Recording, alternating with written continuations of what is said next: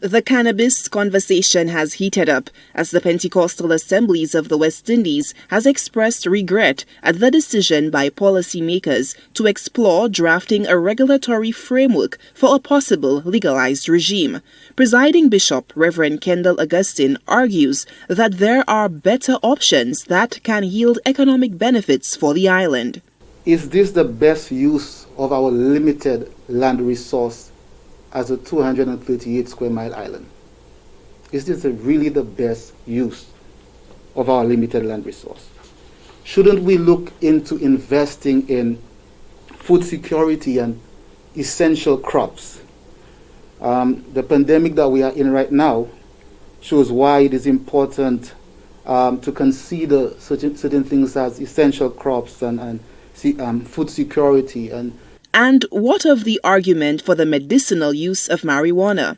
The health benefits of cannabis and CBD, cannabidiol, a compound in cannabis with low levels of THC with therapeutic properties that have shown to provide relief to patients with insomnia, anxiety, epilepsy, and other chronic ailments. The bishop, however, is not convinced. Of all the possible medicines out there, is that really the best option for our island?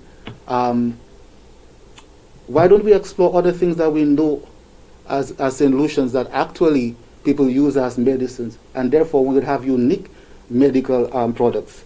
Now, onto the matter of religion. Arguably the most vocal group advocating for the decriminalization and legalization of cannabis has been the Rastafarian movement. What of their calls for the use of the herb as part of their blessed sacrament? But you use the word sacrament, which is a religious term. And if we read, I think most of us will be familiar that the claim for using that particular material for sacrament, the claim is coming from the Bible. And we have no objection to sitting with willing participants to discuss, does the Bible really say that this is what you use for a particular sacrament? The bishop was probed about his support for a legalized regime solely for persons following the Rastafarian faith. Are you guys in agreement with a regime that allows for use by Rastafarians exclusively? When you say exclusively, can you define that? Only persons who say that they are Rastafarian, they accept Haile Selassie as their Lord and Savior. Mm-hmm.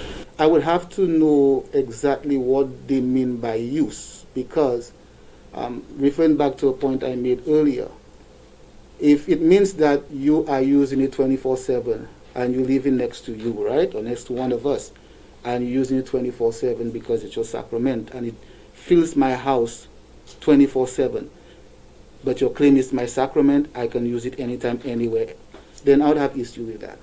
So we'd have to dialogue as to exactly what they mean by being given that privilege. So you guys would essentially want the Rastafarian faith to outline how, when, and where that they use the blessed sacrament. That would be helpful. However, many users of the herb of religious persuasion often reference Genesis chapter 1 verse 29 to provide biblical acceptance. Genesis 1:29 reads, quote, "And God said, Behold, I have given you every herb bearing seed, which is upon the face of all the earth, and every tree, in the which is the fruit of a tree yielding seed. To you it shall be for meat." End quote. The Pentecostal assemblies, in its attempts to have the nation reconsider cannabis law reform, has penned a letter to the Prime Minister and the Cabinet of Ministers requesting that the executive branch scrap any plans to free up the herb. Sola Alfred, HTS News Force.